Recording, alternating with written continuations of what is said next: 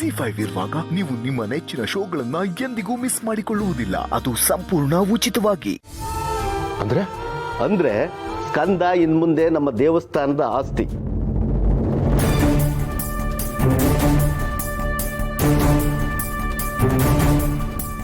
ಹರಕೆ ಮಗು ಅಲ್ವಾ, ಅವನಿಗೆ ಮಠದ ಸ್ವಾಮಿ ಆಗೋ ಯೋಗನೂ ಇದೆ.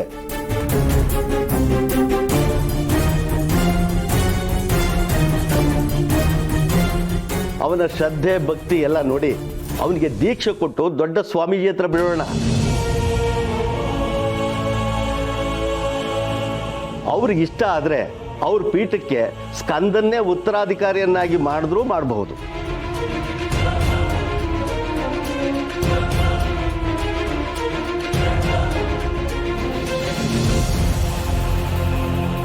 ಏನು ನನ್ನ ಮಗ ಸ್ವಾಮೀಜಿನ? ಅವನು ನಿಮ್ಮ ಮಠದ ಆಸ್ತಿನ? ಇಲ್ಲ ಅರ್ಚಕ್ರೆ, ನನ್ನ ಮಗ ನಮ್ಮನೆ ಆಸ್ತಿ. ಅವನ್ನ ನಾನು ಹೆತ್ತು ನಿಮಗೆ ಬಿಟ್ಕೊಡ್ಬೇಕಾ?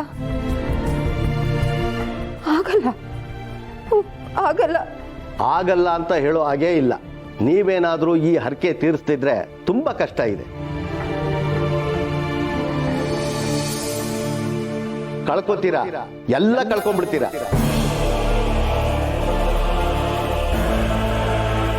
ಅವನು ಮಾಮೂಲಿ ಜಾತಕದಲ್ಲಿ ಹುಟ್ಟಿಲ್ಲ, ಅವಂದೇ ವಿಶೇಷವಾದ ಜಾತಕ.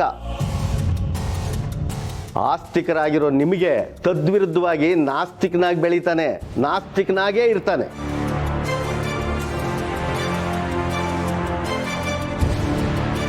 ಅರ್ಚಕ್ರೆ, ತಮಾಷೆ ಮಾಡಬೇಡಿ, ನಿಮಗೆ ಕೈ ಮುಗಿತೀನಿ, ದಯವಿಟ್ಟು ನಿಜ ಹೇಳಿ. ದೇವ್ರ ಸೇವೆ ಮಾಡೋ ನಾನು ಯಾವತ್ತೂ ಸುಳ್ಳು ಹೇಳಲ್ಲ. ನಾನು ಹೇಳಿದ್ದೆಲ್ಲ ಸತ್ಯ. ಹಾಗಂದೇಳಿ ನೀವು ಹೇಳ್ದಂಗೆಲ್ಲ ಕೇಳ್ಕೊಂಡು ಕೂಕಂಪ್ ನಮಗೂ ಆತಿಲ್ಲ. ನಾವು ನಮ್ಮ ಮಗನ್ ಕಳ್ಸೋದಿಲ್ಲ ಅಷ್ಟೇ. ಮಗು ಆಗ್ಬೇಕು ಅಂತ ಹರಕೆ ಹೊರದಂತೆ, ಮಗು ಆದ್ಮೇಲೆ ಇವ್ರಿಗೆ ಕೊಡೋದಂತೆ, ಇದ್ಯಾವ ನ್ಯಾಯ? ನೋಡಿ, ಹೇಳೋದು ಹೇಳಿದ್ದೀನಿ. ಇನ್ನು 3 ದಿವಸ ಟೈಮ್ ಕೊಡ್ತೀನಿ. ಅಷ್ಟರಲ್ಲಿ ಸ್ಕಂದನ್ನ ದೇವಸ್ಥಾನಕ್ಕೆ ಕಳ್ಸ್ಕೊಡ್ಬೇಕು. ತಪ್ಪಿದ್ರೆ ಆ ದೇವರು ಕೂಡ ನಿಮ್ಮನ್ನು ಕ್ಷಮಿಸಲ್ಲ ಅಷ್ಟೇ. ಅರ್ಚಕ್ರೆ,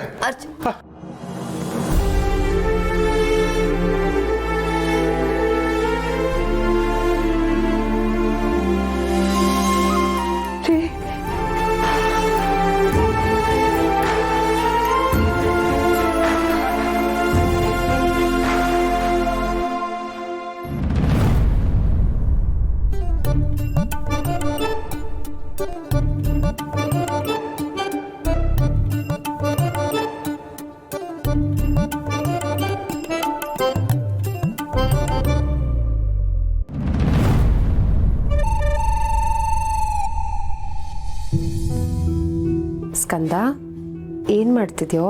ನೀನು ಈ ಫೋಟೋನ ಇಲ್ಲಿ ಯಾಕೆ ಇಟ್ಟಿದ್ಯಾ ಅಂತ ಯೋಚನೆ ಮಾಡ್ತಾ ಇದ್ದೀನಿ. ಸದ್ಯ ನನ್ನ ಮಗಂಗೆ ದೇವ್ರ ಮೇಲಿನ ಭಕ್ತಿ ಹೋಗಿಲ್ವಲ್ಲ, ಅಷ್ಟು ಸಾಕು. ಅಮ್ಮ, ಅದು ಯಾಕೆ ಗೊತ್ತಾ? ಮಕ್ಕಳಿಗೆ ಭಯ ಆಗಬಾರ್ದು, ಪೀಡೆ ಪಿಶಾಚಿಗಳು ಕಾಟ ಕೊಡಬಾರ್ದು, ಒಳ್ಳೆ ನಿದ್ದೆ ಬರಬೇಕು, ಚೆನ್ನಾಗಿರೋ ಕನ್ಸು ಬೀಳ್ಬೇಕು ಅಂತ ಆ ಫೋಟೋ ಇಲ್ಲಿ ಹಾಕಿರೋದು. ಆ ಆಂಜನೇಯ ಸ್ವಾಮಿ ನಮ್ಮನ್ನೆಲ್ಲ ಕಾಪಾಡ್ತಾನೆ. ಏನ್ ಮಾತಾಡ್ತಿದ್ಯಾ ಅಮ್ಮ? ದೇವ್ರೇ ಇಲ್ಲ ಅಂದ್ಮೇಲೆ ಭೂತ ಪೀಡೆ ಪಿಶಾಚಿ ಯಾಕೆ ಬರುತ್ತೆ? ಪಾಸಿಟಿವೇ ಇಲ್ಲ ಅಂದ್ಮೇಲೆ ನೆಗೆಟಿವ್ ಇಲ್ಲ ಅಂತ ತಾನೇ ಅರ್ಥ. ಏ, ಯಾಕೋ ಹೇಗೆ ಮಾತಾಡ್ತಿದ್ಯಾ? ಯಾಕಂದ್ರೆ ಈ ಜಗತ್ತಲ್ಲಿ ಎಲ್ಲ ಸುಳ್ಳು. ನಾವು ಸುಮ್ಮನೆ ಇದನ್ನೆಲ್ಲ ನಂಬ್ಕೊಂಡು ಬಕ್ರ ಆಗ್ತಿದೀವಿ. ಸ್ಕಂದ, ಈ ವಯಸ್ಸಿಗೆ ಇಷ್ಟು ದೊಡ್ಡ ದೊಡ್ಡ ಮಾತು ಆಡಬಾರ್ದು ಕಣೋ. ಬಿಡ್ತು ಅನ್ನೋ. ಈಗ ನಾನು ಬಿಡ್ತು ಅಂದ್ರೆ ಅದು ಬಿಟ್ಟು ಹೊಟ್ಟೋಗುತ್ತಾ? ಎಲ್ಲ ನಿಮ್ ತಲೆಯಲ್ಲಿ ತುಂಬ್ಕೊಂಡಿರೋ ಥಾಟ್ಸ್ ಅಷ್ಟೇ. ದೇವ್ರು ಇದಾನೆ ಅಂತ ನಂಬಿದ್ರೆ ಇದಾನೆ, ಇಲ್ಲ ಅಂದ್ರೆ ಇಲ್ಲ. ಈ ಜಗತ್ತಲ್ಲಿರೋದು 2 ಕ್ಯಾಟಗರಿ. ಒಂದು ದೇವ್ರ ಹೆಸರಲ್ಲಿ ದುಡ್ಡು ಮಾಡೋರು, ಇನ್ನೊಂದು ದೇವ್ರ ಹೆಸರಲ್ಲಿ ದುಡ್ಡು ಕಳ್ಕೊಳ್ಳೋರು ಅಷ್ಟೇ.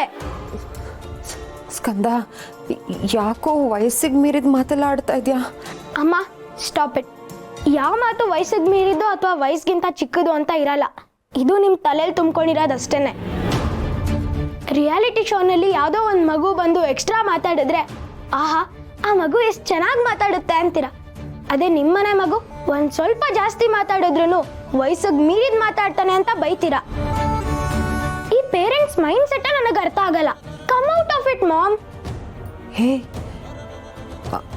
ಹೆತ್ತಮ್ಮಂಗೆ ಇಂಗ್ಲೀಷಲ್ಲಿ ಬೈಯೋಷ್ಟು ದೊಡ್ಡವನಾಗ್ಬಿಟ್ಯಾ ನೀನು? ನೋಡ್ದ್ಯಾ ಅಮ್ಮ, ನನ್ನ ಮಗ ಬೆಳೀಲಿ, ಇಂಗ್ಲಿಷ್ ಕಲೀಲಿ ಅಂತ ವ್ರತ ಮಾಡ್ದವಳು ನೀನು. ಆದ್ರೆ ಇವತ್ತು ನಾನು ಅದನ್ನೇ ಮಾಡ್ತಿದ್ರೆ ಟೆನ್ಷನ್ ಮಾಡ್ಕೋತಿದ್ಯಾ. ಈ ಟೆನ್ಷನ್ ಅನ್ನೋದು ಕಾಗೆ ಇದ್ದಂಗೆ ಎಲ್ಲಾ ಕಡೆ ಕಾಣಿಸ್ತಿರತ್ತೆ. ಆದ್ರೆ ಪೀಸ್, ನೆಮ್ಮದಿ, ಶಾಂತಿ, ಶಾಂತಿ ಅನ್ನೋದು ನವಿಲಿದ್ದಂಗೆ ಊರಿಂದ ಹೊರಗೆ ಹೋಗ್ಬೇಕು, ಆಗ್ಲೇ ಕಾಣೋದು. ಏನಂತೀಯ? ಅವನು ಯಾರೋ ನಮ್ಮ ಮನ್ಸು ನಮಗೆ ಒಳ್ಳೇದು ಮಾಡಿದ್ರೆ ದೇವ್ರು ಅಂತಾನೆ, ತಾಯಿ ಕೈ ಮುಗಿಸಿ ಅಂತೆಲ್ಲ ಹೇಳ್ತಾನೆ. ನೀನು ನೋಡಿದ್ರೆ ನನಗೆ ಮರ್ಯಾದನೆ ಕೊಡದೆ ಮಾತಾಡ್ತಿದ್ಯಲ್ಲೋ.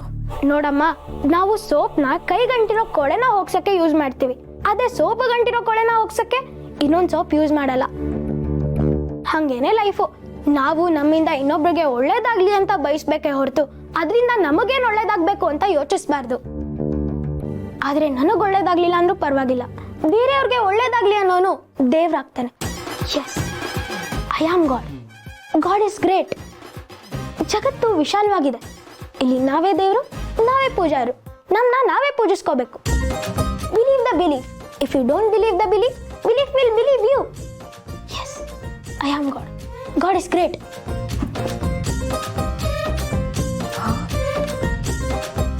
ದೇವ್ರೆ ದೇವ್ರೆ, ಸ್ಕಂದ ನಾಸ್ತಿಕ ಆಗ್ಬಿಟ್ನಾ? ಸ್ಕಂದ ನಿಂತ್ಕೊಳ್ಳೋ. ಏ ಸ್ಕಂದ, ನಿಂತ್ಕೊಳ್ಳೋ. ಎಲ್ಲೋ ಹೋಗ್ತಾ ಇದ್ದೆ. ಯಾಕೆ ನನ್ನ ಎಲ್ಲರೂ ಇಷ್ಟು ಇಮೋಷ್ನಲ್ ಆಗಿ ನೋಡ್ತಿದ್ದೀರಾ? ನೀವು ಇಮೋಷನ್ಸ್ನ ಹೋಲ್ಡ್ ಮಾಡಿ. ಈ ಇಮೋಷನ್ಸ್ ಅನ್ನೋದು ಫ್ಲಡ್ ಇದ್ದಂಗೆ, ಅದನ್ನ ಹರಿಯಕ್ ಬಿಡಬಾರ್ದು. ಇಲ್ಲ ಅಂದ್ರೆ ಹತ್ರದಲ್ಲಿರೋದೆಲ್ಲ ಕೊಚ್ಕೊಂಡು ಹೋಗ್ಬಿಡುತ್ತೆ. ಅದಕ್ಕೆ ಅದು ಬರೋಕ್ಕಿಂತ ಮುಂಚೆನೆ ಅಲರ್ಟ್ ಆಗಿ ಅವಾಯ್ಡ್ ಮಾಡಬೇಕು.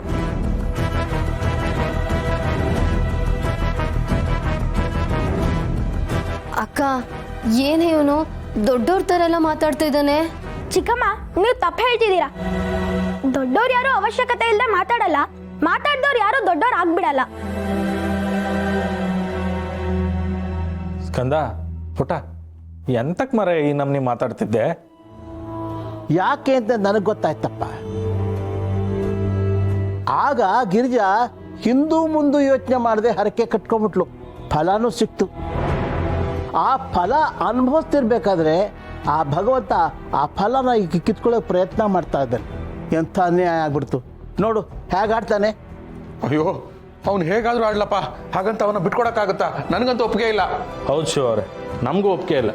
ಏನೋ ಸಣ್ಣ ಪುಟ್ಟದ್ ಕೇಳಿದ್ರೆ ಮಾಡೋಣ, ಇಲ್ಲ ತಪ್ಪು ಕಾಣಿಕೆ ಕೇಳಿದ್ರೆ ಹಾಕೋಣ. ಅದು ಬಿಟ್ಬಿಟ್ಟು ಮನೆ ಮಗನೇ ಬಿಟ್ಕೊಡಿ ಅಂದ್ರೆ ಅದೇಗಾಗುತ್ತೆ? ಯಾರ ಮನೆ ಮಗ, ಯಾರಪ್ಪ, ಯಾರಮ್ಮ?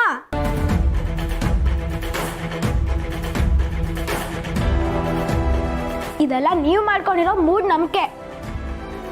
ಅಂದ್ರೆ ನಾವು ನಿನಗೆ ಅಪ್ಪ ಅಮ್ಮ ಅಲ್ವೇನೋ? ನೀವು ನನ್ಗೆ ಅಪ್ಪ ಅಮ್ಮನೇ. ಆದ್ರೆ ಇಷ್ಟು ಇಮೋಷನಲ್ ಆಗಿ ಹತ್ಕೊಂಡು ನಾನು ನನ್ನ ಮಗನ ಬಿಟ್ಕೊಡಲ್ಲ ಅನ್ನೋಷ್ಟು ಡೀಪ್ ಫೀಲಿಂಗ್ ಇರಬಾರ್ದು ಅಂತಿದ್ದೀನಿ. ಯಾಕಂದ್ರೆ ನೀವಿಬ್ರು ನನ್ನ ಬಯೋಲಾಜಿಕಲ್ ಮದರ್ ಅಂಡ್ ಫಾದರ್ ಅಷ್ಟೇ. ZEE5 ಆಪ್ ಡೌನ್ಲೋಡ್ ಮಾಡಿ ಎಲ್ಲಾ ಸಂಚಿಕೆಗಳನ್ನು ಸಂಪೂರ್ಣ ಉಚಿತವಾಗಿ ನೋಡಿ.